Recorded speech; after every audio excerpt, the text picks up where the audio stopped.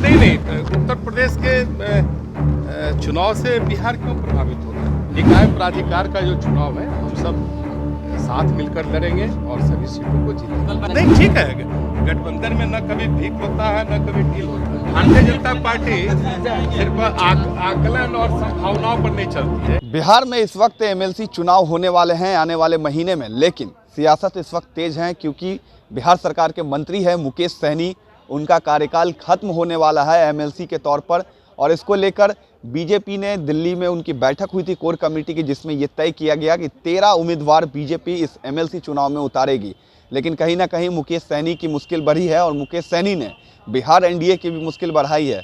जिस तरीके से मुकेश सहनी खुलकर बीजेपी के कुछ नेताओं के खिलाफ बयान दे रहे हैं, और उसके बाद मुकेश सहनी ने यह भी कह दिया था कि ये जो है डील हुई थी जिस वक्त मुकेश सहनी एनडीए में आए थे 2020 विधानसभा चुनाव के वक्त, उसको लेकर मुकेश सहनी ने कहा है कि गठबंधन के वजह से हमारी डील हुई थी और बिहार में सरकार चल रही है। इसका जवाब बिहार सरकार के डिप्टी सीएम तारकिशोर प्रसाद ने आज दिया है कि एनडीए में सभी दल एक साथ है, सीटों को लेकर जो है इसको आगे कोर कमेटी दिखेगी, और मुकेश सहनी के प्रति एनडीए हमेशा से उनका साथ देती है। लेकिन सीटों के बंटवारे को लेकर मुकेश सहनी और बीजेपी आमने सामने है। लेकिन अब देखना यह है कि बीजेपी क्या मुकेश सहनी को अपनी सीट देती है कि नहीं, क्योंकि मुकेश सहनी विधानसभा चुनाव हार गए थे, विधान परिषद बनाए गए थे, उसके बाद उन्होंने बिहार मंत्रिमंडल में उन्हें जगह भी मिली है। लेकिन तारकिशोर प्रसाद ने सीधा जवाब अब दे दिया है मुकेश सहनी को लेकर। सुनिए आज क्या कुछ कहा है तारकिशोर प्रसाद ने।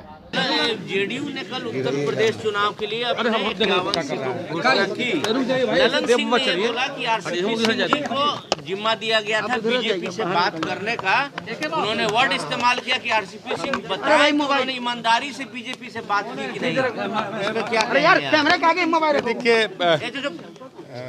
जनता दल यूनाइटेड उत्तर प्रदेश में आगामी जो आम चुनाव है उस आम चुनाव के आलोक में वो क्या निर्णय लेती है उस पर हम कोई टिप्पणी नहीं कर सकते हैं। बिहार में हमारी मजबूत गठबंधन है और हम बेहतर ढंग से श्री नीतीश कुमार जी के नेतृत्व में बिहार में सरकार में हैं, और केंद्र में भी श्री रामचंद्र प्रसाद सिंह जी जदयू के प्रतिनिधि के तौर पर केंद्र सरकार में, और उत्तर प्रदेश में गठबंधन की संभावना और चुनाव में साथ लड़ने की बात, ये सारे मुद्दे राष्ट्रीय स्तर के हैं।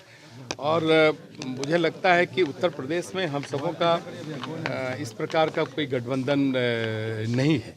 ये तो उनके दल के अंदर की चीज़ें हैं, लोग उसकी मीमांसा करेंगे, उस पर मेरा टिप्पणी करना। लेकिन जो शब्दों का चयन हुआ है निश्चित तौर पर जो हमारा एनडीए है बिहार का, वो बिल्कुल अच्छे ढंग से चल रहा है, और आप देख ही रहे कि अच्छे ढंग से हम लोग चला रहे, कहीं कोई कठिनाई है नहीं। लेकिन शब्दों का जो चयन हुआ है कि आरसीपी सिंह जी ईमानदारी से बताए। नहीं, ये देखिए, अब सम्मानीय श्री ललन सिंह जी राष्ट्रीय अध्यक्ष के रूप में और श्री रामचंद्र प्रसाद सिंह जी केंद्र के मंत्री के रूप में, अब उन लोगों से क्या बात होती है तो उनके आला कमान का और उनका मामला उस पर। एमएलसी चुनाव को लेकर सर क्या कर रहे हैं? बिहार के संदर्भ में कुछ बातें अगर सर बिहार के संदर्भ में एमएलसी चुनाव है। सर वीआईपी हो या सभी उत्तर प्रदेश में अलग चुनाव लड़ रहे हैं, बागी स्वर दिख रहे हैं सभी पार्टियों के, तो लगता है कि वहाँ के चुनाव से यहाँ पर नहीं, उत्तर प्रदेश के चुनाव से बिहार क्यों प्रभावित होगा? उत्तर प्रदेश में हमारी एक मजबूत सरकार रही है, हम सब ने अच्छे काम किए हैं, और हमारा वहाँ का गठबंधन का के स्वरूप में अगर ये सारे दल जिसकी चर्चा आप किए वो अगर वो शामिल चुनाव के पूर्व में हम सब साथ मिलकर निर्णय लेते तो आपका ये प्रश्न पूछने का कोई औचित्य था। बिहार विधान परिषद का जो स्थानीय निकाय प्राधिकार का जो चुनाव है हम सब साथ मिलकर लड़ेंगे और सभी सीटों को जीतेंगे। नाराजगी दिख रही है सर, मुकेश सहनी की नाराजगी, मुकेश सहनी हिंदुस्तानी आवाम मोर्चा की नाराजगी दिख रही है। ये किस संदर्भ में नाराजगी दिख रही है? सीट को लेकर के कह रहे लोग कि सीट नहीं मिल रहा है, 13 सीट पर बीजेपी लड़ रही है। मेरा कहना है कि वीआईपी के साथ तो हम लोग बिहार विधान परिषद में कभी चुनाव भी नहीं लड़े हैं।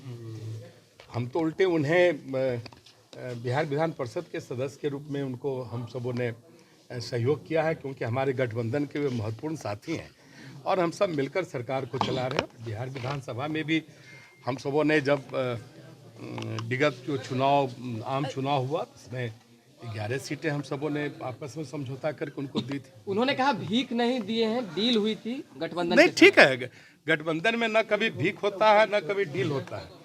हम सब आपस में एक दूसरे पर विश्वास करके काम करते हैं।